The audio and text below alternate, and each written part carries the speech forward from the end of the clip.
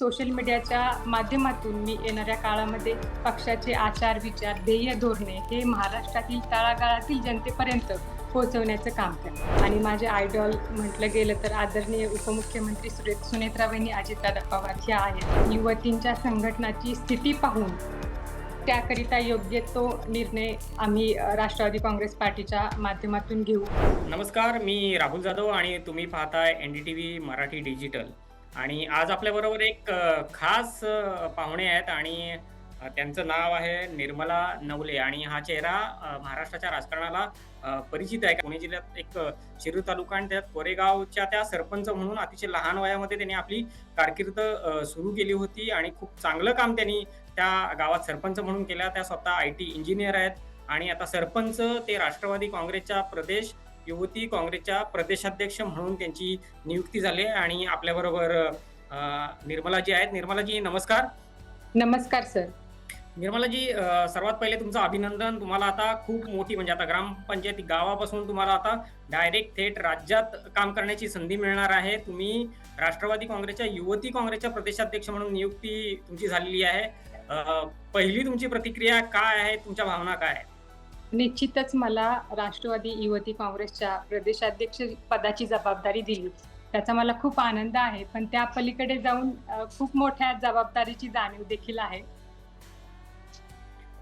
सर्वात पहिले म्हणजे आता तुम्हाला गावाच्या बाहेर पडून संपूर्ण राज्यात फिरावं लागणार आहे. तुमचं लक्ष काय असणार आहे? तुमचं उद्दिष्ट काय असणार आहे? आणि तुमचा रोडमॅप काय असणार आहे? तर रोडमॅप म्हटलं तर सर्वप्रथम तालुकानिहाय आणि जिल्हानिहाय युवतींच्या संघटनाची स्थिती पाहून त्याकरिता योग्य तो निर्णय आम्ही राष्ट्रवादी काँग्रेस पार्टीच्या माध्यमातून घेऊ.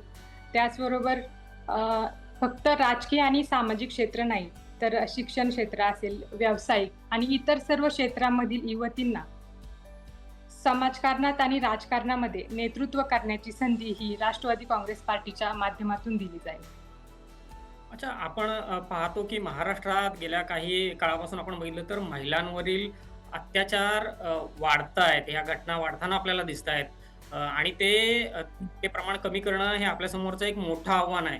तर त्या दृष्टीने महिला युवती काँग्रेसचं नेतृत्व करताना तुम्ही काय ठरवलंय का? काही उद्दिष्ट तुमच्या समोर आहेत का? कशा पद्धतीने तुम्ही बरोबर जाणार आहात, महिलांबरोबर जाणार आहात आणि त्यांचं प्रबोधन करणार आहात? महिलांवर अत्याचाराचं प्रमाण हे वाढत चाललेलं आहे दिवसेंदिवस. खरं तर ही खूप चिंताजनक बाब आहे आणि त्याचं दुःख देखील मला खूप आहे.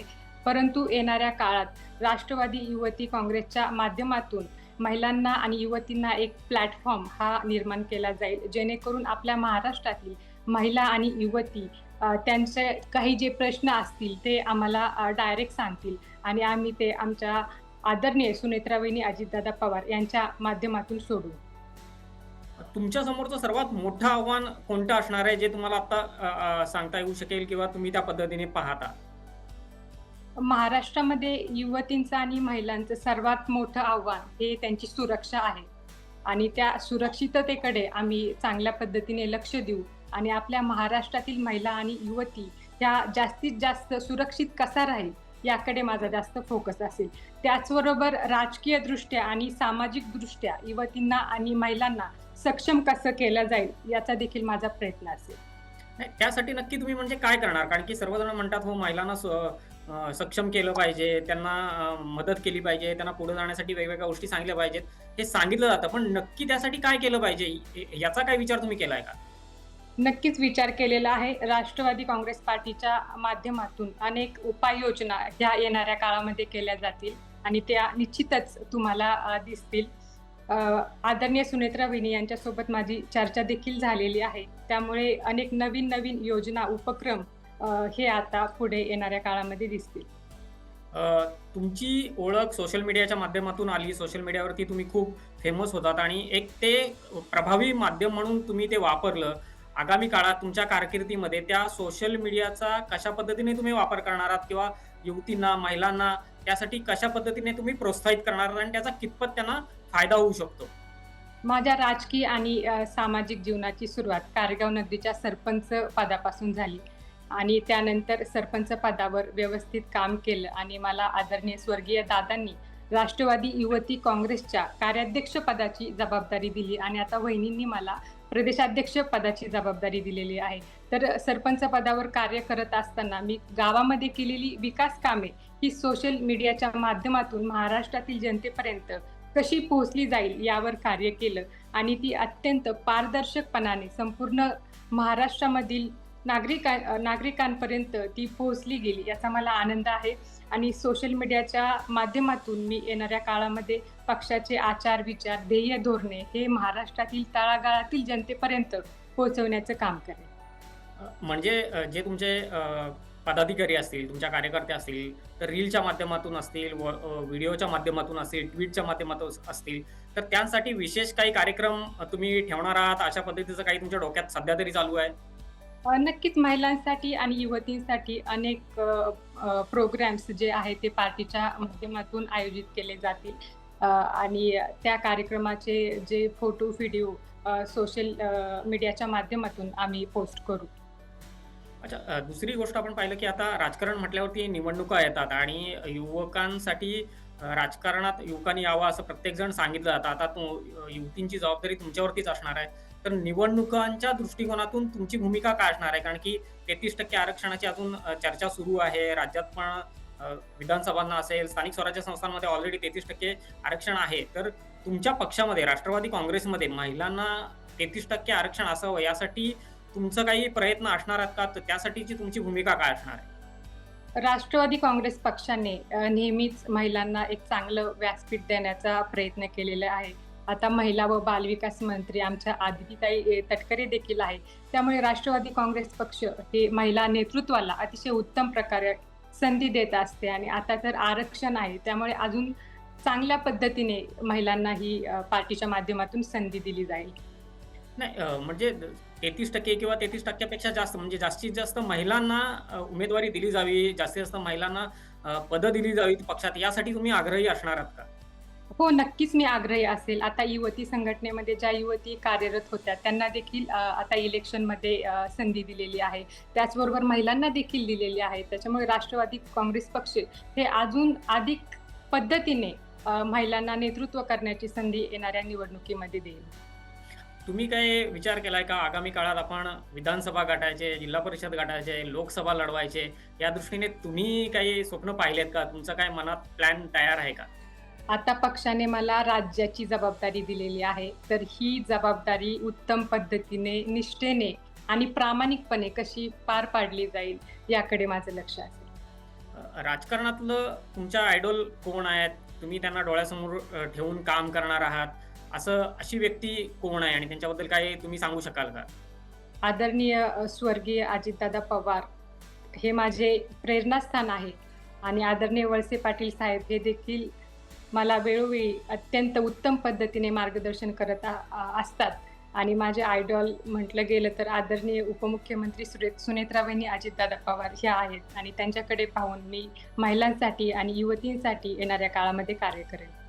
अच्छा, अजितदादांबरोबरची तुमची काही आठवण आहे का, जी तुम्हाला आता सांगता येईल, शेअर करता येईल? आणि आता एक तुम्ही राज्याच्या राजकारणात प्रवेश करतायत, अशा वेळेला अजितदादा नाहीये, तर अशा वेळेला त्यांची कोणती एक आठवण जी तुम्हाला भविष्यात काम करताना खूप उपयोगी पडणार आहे? ज्यावेळेस मला दादांनी राष्ट्रवादी युवती काँग्रेसच्या कार्याध्यक्ष पदाची जबाबदारी दिली तर त्यावेळेस दादांनी मला काही सल्ले दिले होते.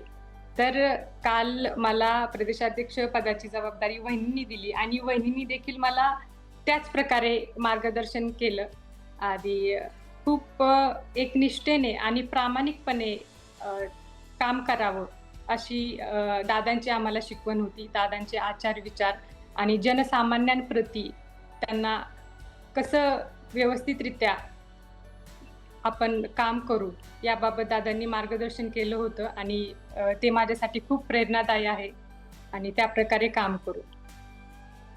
तुम्ही स्वतः IT इंजिनियर आहात, पण तुम्ही राजकारणात करिअर करताय, तर राज्यभरातल्या ज्या तरुणी आहेत, महिला आहेत, त्यांना तुम्ही काय सांगाल? नक्कीच जास्तीत जास्त सुशिक्षित युवतींनी आणि महिलांनी राजकारणामध्ये यावं आणि नेतृत्व करावं असं वाटतं. पण राजकारण वाईट आहे असंही बोललं जातं. मग अशा वेळेला त्या महिलांना खरोखरच राजकारणात सुरक्षित वाटेल का? किंवा तशी सुरक्षित स्थिती राजकारणामध्ये आहे का? नक्कीच जर चांगलं नेतृत्व हे राजकारणामध्ये आलं, तर त्याचा फायदा हा संपूर्ण महाराष्ट्राला होईल आणि त्यांच्याकडे पाहून अजून देखील महिला या राजकारणामध्ये येतील. राजकारणातला सध्याच्या स्थितीत जर बघायला गेलं तर तुमचा एक्झॅक्टली पहिला विरोधक कोण आहे असं तुम्हाला वाटतंय, की नाही आपल्याला या लोकांचं किंवा या पक्षाचं खूप मोठं आव्हान आहे. महिला त्यांच्या पक्षामध्ये जास्त आहेत. त्या आपल्या पक्षात यायला पाहिजेत किंवा आपल्या पक्षाकडे आकृष्ट झाल्या पाहिजेत. तर पहिलं तुमच्या समोरचं तुमचा थेट विरोधक तुम्हाला कोण वाटतोय राज्यामध्ये? तर आता आव्हान म्हटलं तर जास्तीत जास्त महिला आणि युवती ह्या राष्ट्रवादी काँग्रेस पार्टीशी कशा जोडल्या जातील, तर हे सर्वात मोठं आव्हान आहे आणि त्या दृष्टीने मी प्रयत्न करणार आहे. तुम्ही आगामी काळात निवडणूक लढवण्याचा काही विचार करताय? आता तरी मला पक्षाने एक खूप मोठी जबाबदारी दिलेली आहे आणि ती जबाबदारी व्यवस्थित कशी पार पाडायची याकडे माझं लक्ष आहे. त्यामुळे आता तरी काय त्या प्रकारे विचार नाही. म्हणजे वहिनींनी जेव्हा तुम्हाला ही बातमी दिली, की आता तुम्हाला प्रदेशाध्यक्ष पदाची जबाबदारी सांभाळायची आहे, त्यावेळेला तुमची पहिली रिएक्शन काय होती? आणि सुनेत्रा वहिनींबरोबर तुमची पहिली चर्चा काय झाली याच्यानंतर? तर वहिनींनी सांगितलं की अतिशय योग्य पद्धतीने संपूर्ण महाराष्ट्रात काम हे युवती संघटनेच्या माध्यमातून केलं जाईल.